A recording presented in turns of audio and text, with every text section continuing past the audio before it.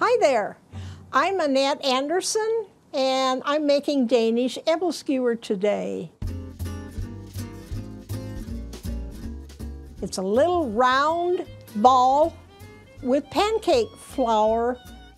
It kind of has to cook in a little grease.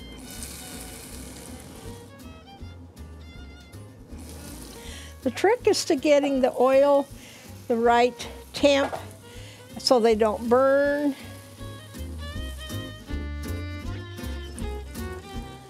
And then I keep turning them until I get a nice ball. The trick is to get all the dough to cook through.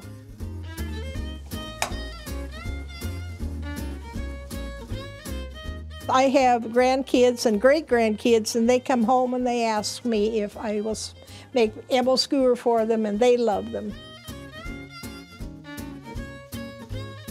You take the bowl, it has a little sugar in there, and put a spoonful on your plate.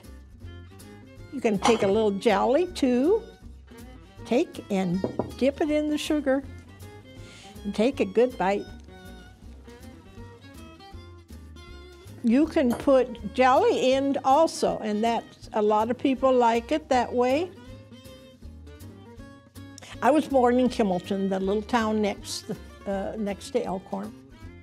My parents were born in Denmark, and they immigrated in the early 1900s to this area, so we have always been in this area. Back in Denmark, it has always been as a meal, mostly in the evening. At home, when I grew up, my mother liked to fix it for Sunday evening.